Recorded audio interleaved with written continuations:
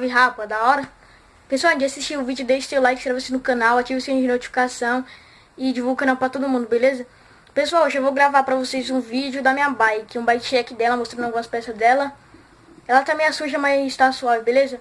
É nóis, forte abraço, continue assistindo o vídeo aí. Isso aqui que é a minha bike, ó. Eu tô gravando aqui fora no meu quintal.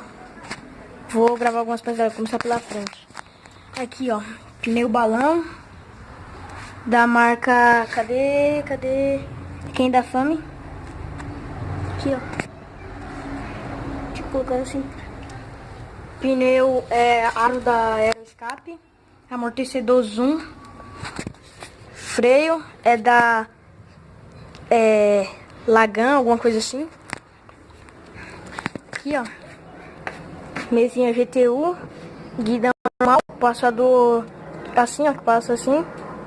Freio normal, não sei a marca. Ela tá com os adesivos aí, ó. Pé de vela. É da marca Suawe, alguma coisa assim. Passador não. Câmbio da Yamada. Garupinha. Pininho de dadinho.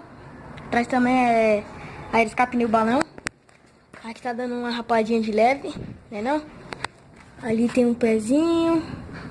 O cubo é da ali, ó. Dessa marca aí. Caixa de centro, não sei a marca. Pneu é da Cairo. Então, rapa, esse aí é minha bike, beleza? É nóis, forte abraço, deixa seu like se você no canal. Fui!